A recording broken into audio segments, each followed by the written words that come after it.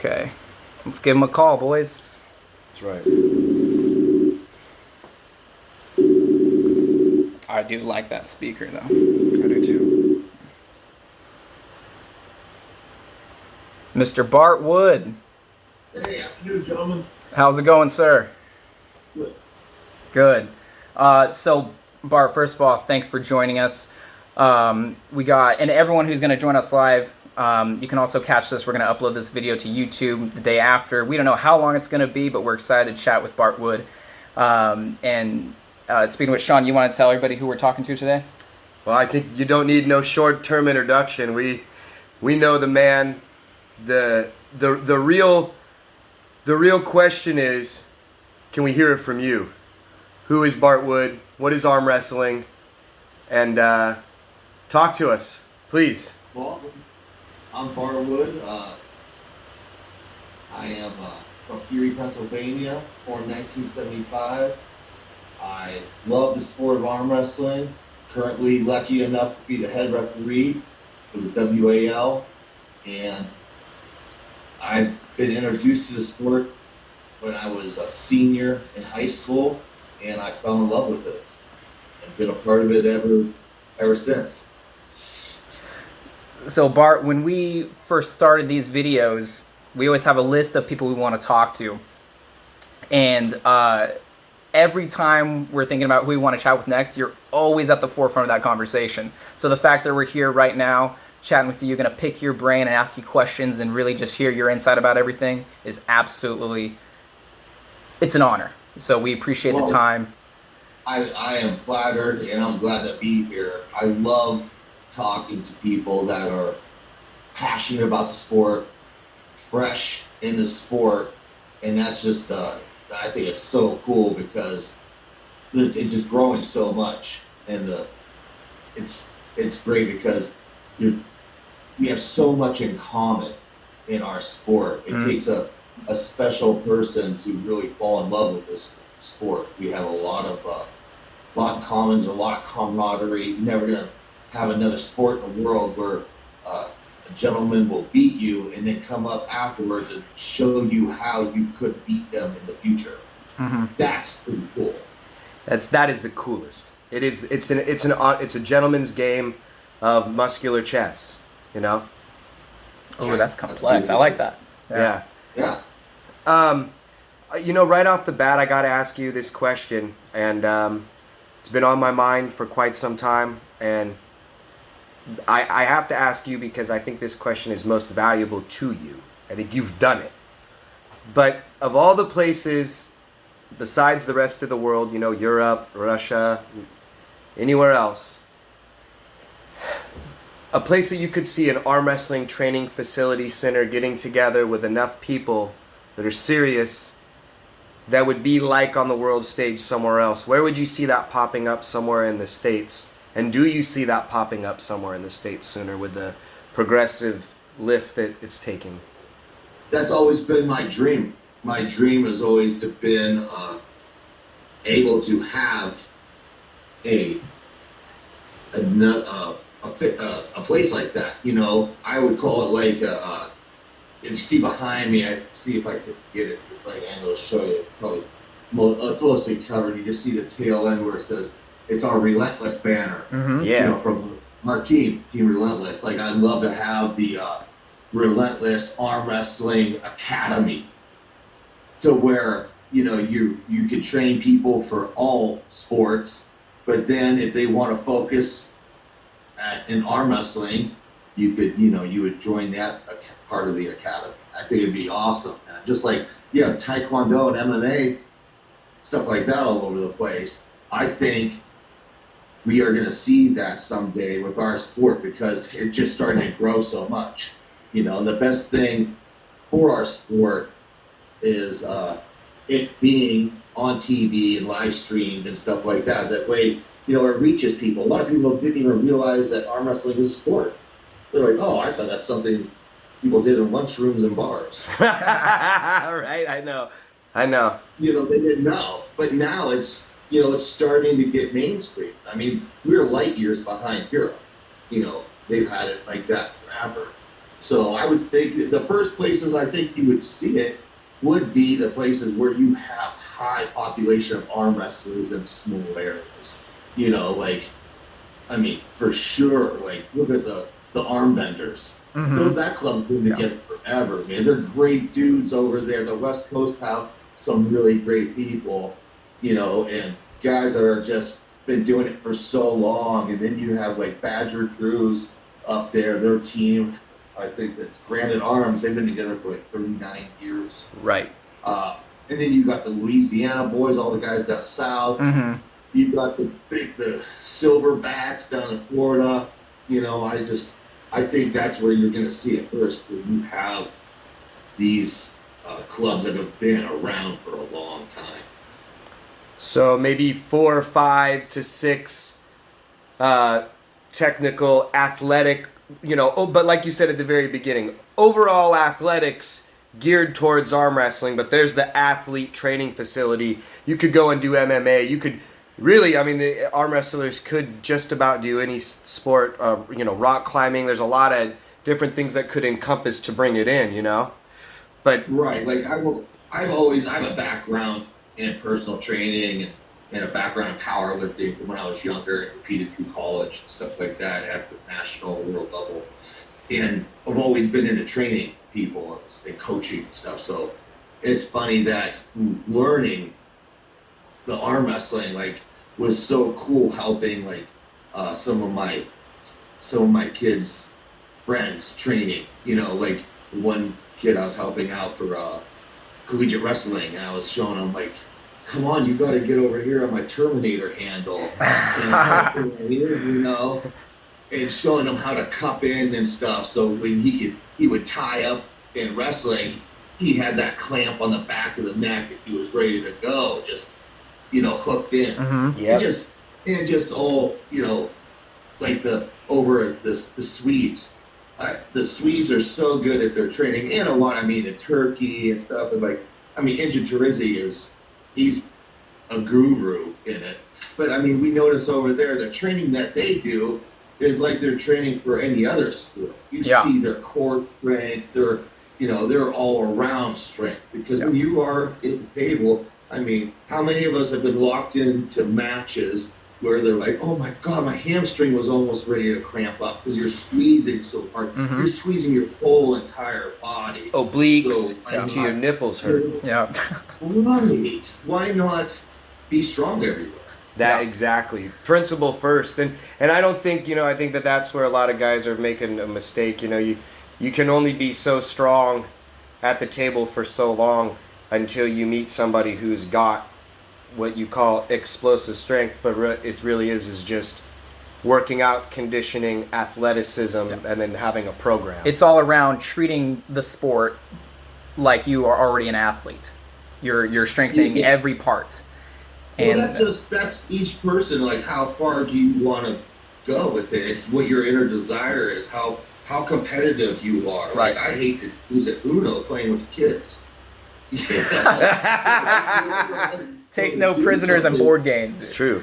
Right. I'm going to try to train and push myself to the limits. Yes. You know? And the genetics come into play. You can only play the cards you're dealt, and you know, you can only go as far as you possibly can. But man, you better check yourself and make sure you're ready to go into battle. You get into a long match. It's who wants it, you or the guy next to you. So that's what you got to train. You got to train like that. Gut checks, man. And your desire, your discipline. I'm imagining, and correct me if I'm wrong, you know how when you go to a UFC gym and they have all the powerlifting equipment, it's just a standard gym with an octagon in the middle of the gym? Is that kind of what it replaced that octagon with 4 or 5 arm wrestling tables? And that's what I imagine something like you guys running over there. A wall lined up with all different angles, right? With all different training tables, handles, tools, all different harnesses that you're going into, and having like Travis showed me years ago. He got it from Jason Bale. The tape on the ground. You grab that band and you have it wrapped around your wrist, and you just keep moving back in your locked position like this, keeping that thumb to your hand, and you just keep walking back and walking back and walking back until your hand separates from your face, and you mark down on there. That's as far as I could get. Mark the date, and that's your record. You got to come back and try to break that record, man. Yeah. What gets measured gets managed. That's how you get better. Yeah. And not to mention those guys in New York, they've been killing it for years up there. Man. Yeah. They're tough dudes. Yeah. Yeah. They are, man. I've seen so many different videos from probably about 2006 that it's just come on so heavy with a lot of athleticism. And the guys at the top, there's, maybe 100, 150 guys that are at the best of their game, unbeatable. And it's, it's like we were talking about, like Sam Harris, Luke Kent. You want to beat those guys, first of all, you better put in for 5 to 10 years. And you better get your regimen going on, like, I don't care if I die, train me harder. If I die, not problem. Like, it's serious, let's go. And you better be blessed like they are with some awesome genetics too. That's right. That's the awesome thing in arm wrestling. Like, you can put as much work into any sport, but genetics really come into play. And you gotta recognize that too. For a guy that's muscle bound and short, you're not a natural 242er. You might want to let your body get to where you have some functional leverage. It's tough for a short guy. Like, I'll give you a great example. When Paul Talbot was down at the 165, his forearm was so long, and besides, his tendon strength is just off the charts with years of, when he was younger, working for a tree service, cutting down trees left and right. So his tendons were great, but he had that long leverage, and he has no quit whatsoever. Right here in this garage, it was like his first year into arm wrestling, and he was going on 2010. James Wagner's getting ready to go to Worlds, which he ended up taking second place, which he should have won. It was pretty questionable. But James was holding him in place, and Paul rose up high and was just shoving sideways, and James just held him there, and all of a sudden, snap. And it was, first couple of years of Paul doing, and it broke. Paul came back after that, and I don't know how long it was till he finally lost a left-handed match. He was on fire for the longest time. But, when he was at that 165, that leverage was just so much for people. When you're 6'1" or 2" at 165, the leverage is just immense. It's crazy. Actually, so many things come into this sport, which just amazes me. And then you got exceptions to the rule that they overcome everything. Yeah. I was about to ask you, do you think that the people who are more genetically disposed to winning the sport, do you think that just gives them a heavy advantage that kind of lasts throughout their career? Or do you think there's people who, even against all odds, can come and be champions? Do you know anyone like that who really isn't built for arm wrestling but has really just made a name and made a mark on the sport? Does anyone come to mind for you? Well, I tell you what, one guy, and this is no disrespect to him at all, when I say he's not like a tailor-made genetic, patent arm wrestler. But if you look at Craig Tooley, oh yeah, Craig Tooley, when you're standing next to him, you're like, well, he's muscular, he's put together, he's built, he's fit. But he looks great. But you don't sit there and you don't say, oh my God, his wrist looks 4 times the size of all these other guys, or his hand is freakishly huge, or anything. But the man's tendons must be like just iron rods. Cables. Because, he is so strong. I've heard of Craig benching 585. I've heard all the feats of strength from Craig, and he's fast. He's so fast, and I felt his power of tape. It's ridiculous. It's nothing that I want to I mean, look at how many world championships he's had and how many titles he's had. I think he's a great example of just determination, discipline, and he made those tendons so strong over the years and just perfected a technique that works great for him. And also look at all the guys that have been successful under him. So his methods are proven.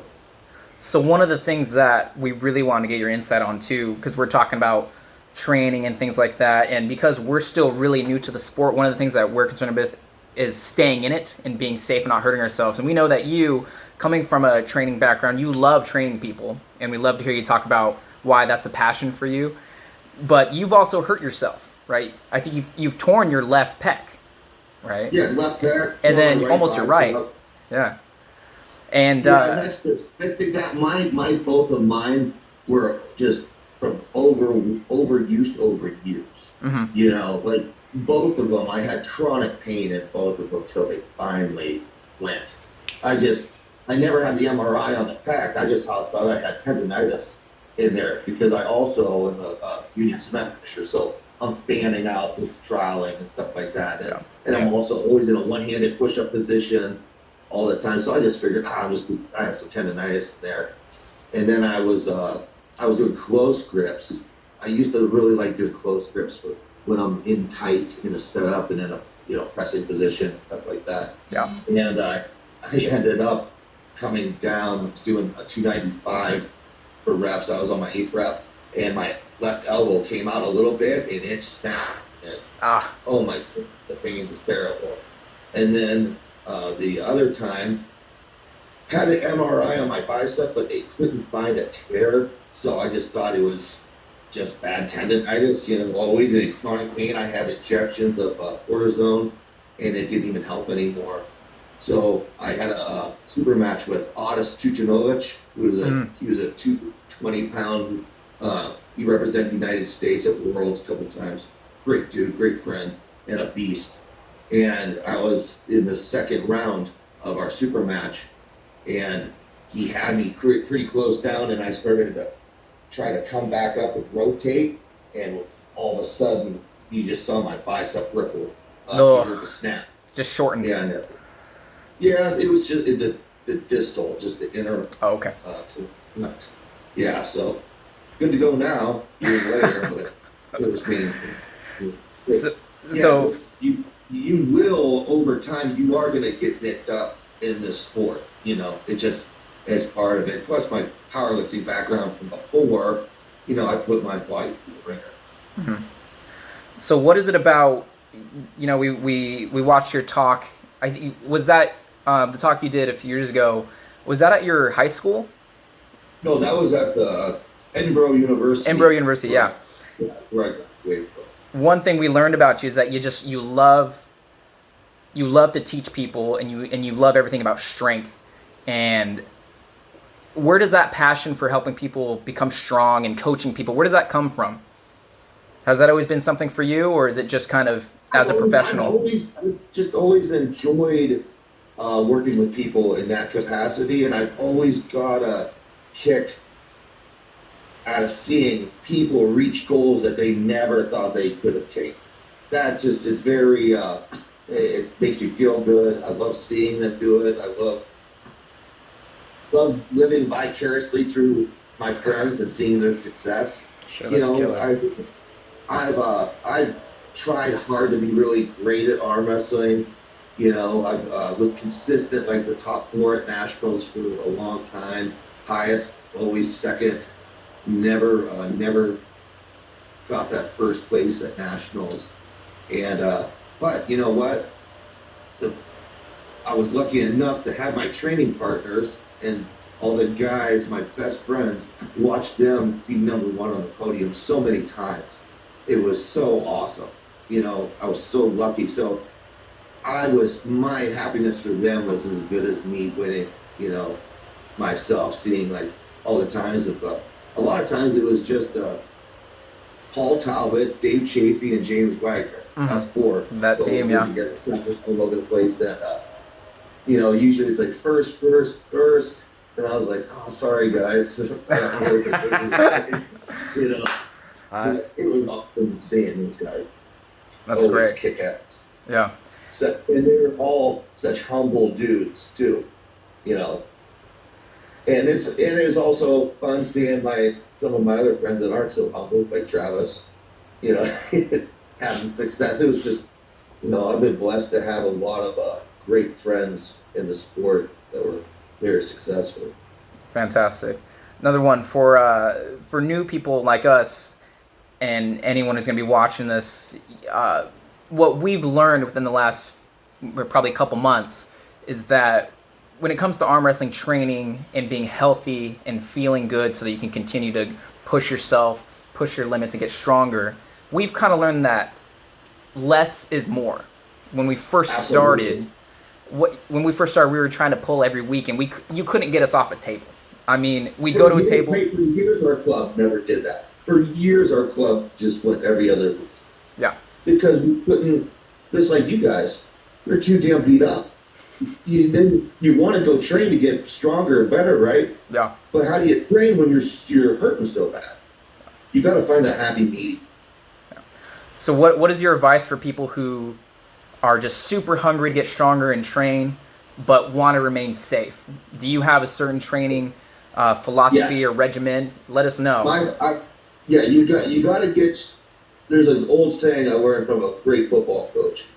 Champions are made when nobody's looking. You got to go put time in when no one's around, and you got to put more in. If you think that your opponent is putting in 50 reps, then you need to put in 500. You know, and that's the thing with this sport. You've got to train past the muscle and get deep into the tendon, guys. Mm-hmm. It is a repetition. It's a repetition. So just like right now, I just ordered from Rogue Fitness my new bands because being out in the garage, they got dry rotted, and I just used them so much that I snapped them. But right here, right next to my door in my garage, I just have some old junk bands to my lungs. Yeah. And I just got my wrist wrenched. And it just simply, anytime I come out in the garage, I'm getting some of this. Yep. Just pop it in. Pop it straight back into my starting position like that high up. And I can't even count how many I've done over the years. But every time I'm at the table and I go to set up, it's muscle memory, and I snap right into that position. So for training for people coming new, it's lighter weight, more repetitions, and doing the repetitions in functional movements that you're going to use on the table. And you don't even need the table at the time because you can float your elbow in the air and have tons of success, and then you won't wear out your own nerve like we did when we were younger. Right. And you got to find another thing. You might want to go to practice every week, but you might want to pull hard on week 1. Week 2, you might want to just do hand fighting, where you're just fighting for a grip, and then go to the ref's grip and just apply back pressure. Mm-hmm. Don't go anywhere past 11 and 1 o'clock. And just pull back pressure 1 week. The next week, don't do anything, and then go right back into rotation. You know, there's tons of ways to still be active at your arm wrestling practice, but without banging and getting inflamed and stuff. And when it comes to the training for it, I'm the big static holds. You know, you can see all the different trainings on YouTube, but you got to go with what your body will tell you. You know. And heavy pressing and pulling at practice, it doesn't really work too well, man. Your elbows will inflame so bad. So if you want to get their heavy pressing, you might want to throw that in on a week before you get to the table, like on an off week. You know. And I tell you what, the core is nice. Some guys just like to have a little bit of that heavy pressing for a little psychological confidence. Right. You know, I've watched Travis. He likes to still hit some heavy benches in there now and then as he's training. But then I see another guy that's successful, Dave Chafee, and he threw all pressing movements out of his routine, 10 years ago, maybe more. He doesn't do anything like that for his chest. He does just all the movements that are going to be functional to the table. And look at John Brzezinski. I don't think John Brzezinski was ever any big bench presser. And he had a lot of success. So it's finding that happy medium, and don't do the hard exercises that are going to inflame you all the time, like the side pressure exercises. I see guys all the time loading up PRs and having their elbows straight down and that cable coming straight sideways off of them. I know. Yeah. Oh, I know. the pain. Yeah. It's such an easy thing. If you want to have your elbows straight sideways like this, Yeah. and you're going to keep coming, it's going to hurt. Yeah, all But day. all you have to do is this easy move. I'm going to put it right down my elbow. Is just tuck the elbow back. See where my elbow's tucked there? Yep, right to the lat. Yep. Instead of right here, Mhm. just slide the elbow back and continue to come with your side pressure. That's right. And you'll feel it. Yep. You're going to still build a ton of side pressure, but just tuck that elbow back to where you feel the pressure come off, and then you are good. You can continue to train the side pressure without pain. Right. Travis showed that.